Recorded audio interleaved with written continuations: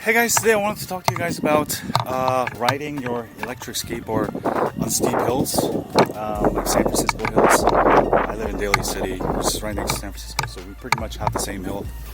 We're going to start out with this sort of pretty medium hill. This is about like 25 to 30% grade. And you could see the first thing you will need is a board that can actually go up these hills. So this is a custom board I built. It's got 5,000 watts, so you can take that. Anything around 1,000 to 2,000, 1,000 watts and above, you should be able to handle the hills. Most of the dual belt motors, even like onboard mini, all the mini boards, they can usually handle it. All the boosted boards can handle it. So you make sure you have enough power. Now the first thing you will do going on a hill like this, you have to get on and sort of, since your board's going to slide immediately down, if I go like this, I'm going to immediately slide down. So what you want to do is sort of pedal up, and then as you're sort of stopped, go ahead and press on the accelerator. So ready? 1, 2, 3. That will pick it up. Now if you have a really powerful board like this one, I can even go backwards and come back up. So I'm going to go ahead and go down a little bit. See that? And then I can go ahead and I have enough power to go up. But if you have a board maybe like just right on the edge, you may need to sort of just push up and then just push up while going up, because it's always going to require more power to start from standstill or when the board's going down. Alright, once you get used to it, you should be pretty good. Again, you need a powerful board to do this. I recommend any kind of dual belt motors. Obviously the bigger the motor the better on the hills. My first electric skateboard was a boosted Mini S, and that one's about 2,000. That one's about 1,500 watts. So it does really good on hills, and also your gearing is very important. This is about 2 to 1. If you have a larger pulley, like the Mini S is a 3 to 1, so you have a much bigger tooth. So you have a bigger gearing, which means you're going to be able to go up hills with more torque. Now if you have powerful motors like this one, this is way more powerful than the Mini S, then you don't need such higher gearing. So let me show you again. Going uphill, steep hill, you're just going to get on and then immediately press the accelerator. Alright, once you pick up speed, you're going to be able to go up all these hills just fine.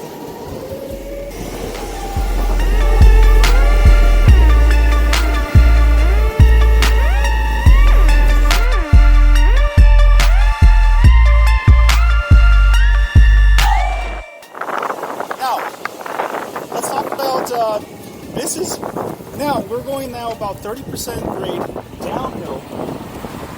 As you can see, it's a downhill. So how do you stop when going downhill? Right, most controllers have backwards button, and some boards can even go backwards, like boosted and custom boards. You can set it your VSC to current instead of current with reverse. Then you can go backwards.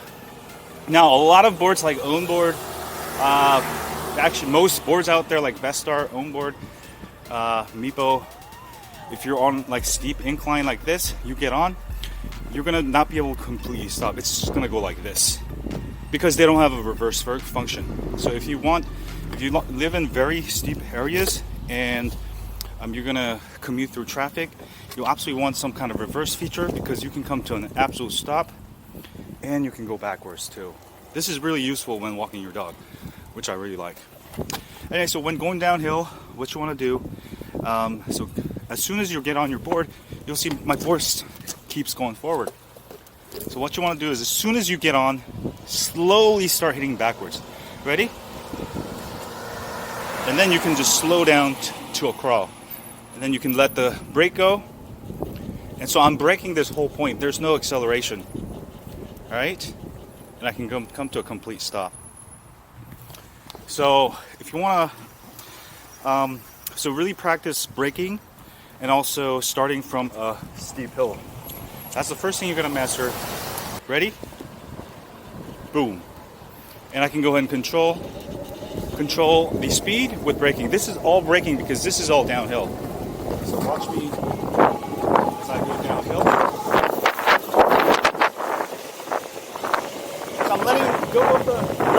right now. And my board is picking up some speed. It's going a little too fast, so I'm going to hit back.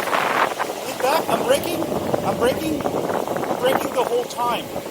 Now I'm going to go pick up a little bit more speed because I feel comfortable.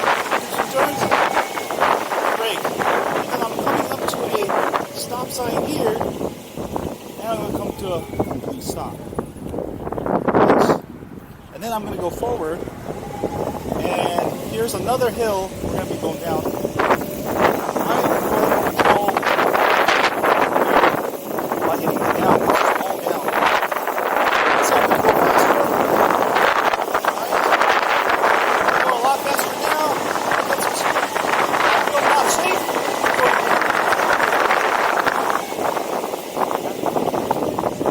And all the electric skateboards, they will regenerate energy. It's not just, they try to advertise, oh, my skateboard can regenerate. No, every skateboard will regenerate. That's how brushless motors work.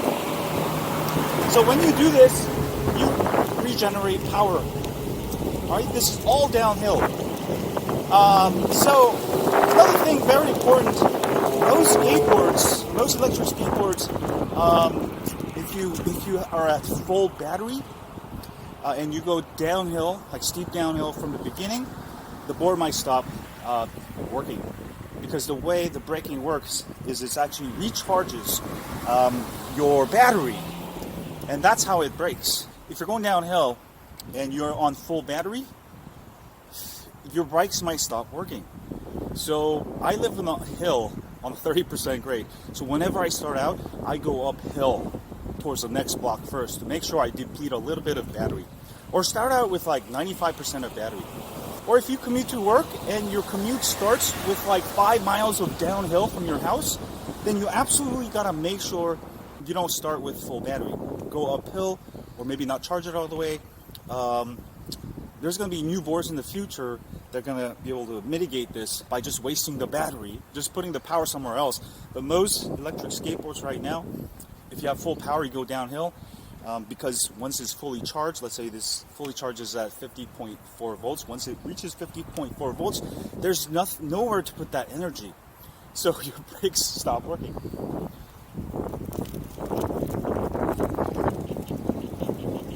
Alright, we're going to go downhill. And another thing you can do when you're going downhill, you can go ahead and learn to really be very good at controlling the trigger. You want to be able to press it back. Alright, you want to be able to press it back slowly, alright? That way and then hold it there. And when you're going on steep downhills, maybe you want to carve out while going downhill, but these hills without brakes, you're going to go way too fast. So what I do is I just brake just slightly at the speed I want, and once I set it, I can go ahead and carve down. So let me go ahead and demonstrate. This is all downhill, about 25 to 30% grade.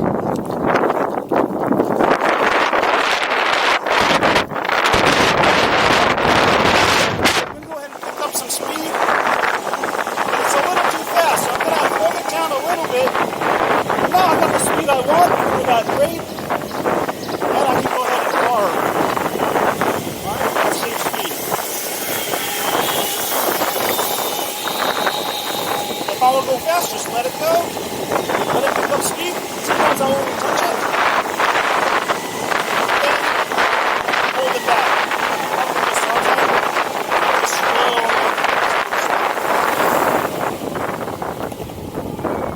Alright, let's do that again. So I'm going to go ahead and hit the accelerator, slightly downhill. Picking up speed, I'm going to have some fun. No brakes at all. No brakes. It's fast enough where I can handle it. This is the beauty of electric skateboarding. You can really enjoy and get better at downhill longboarding also. Right?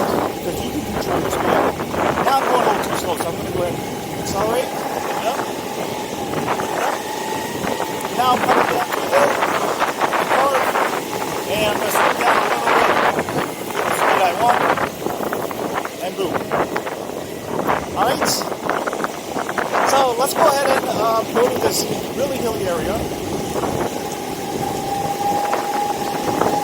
Now another thing, like a hill up here, it's really steep.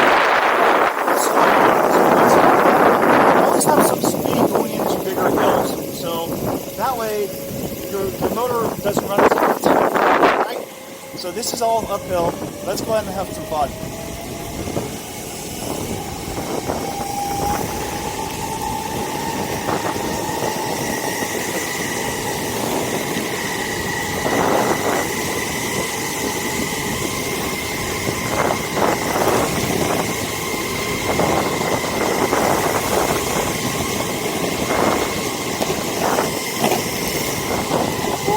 That's a lot of fun. I'm just gonna ride around now. I'm gonna go see my daughter's best friend's dad. See if he's around. Enjoy, guys.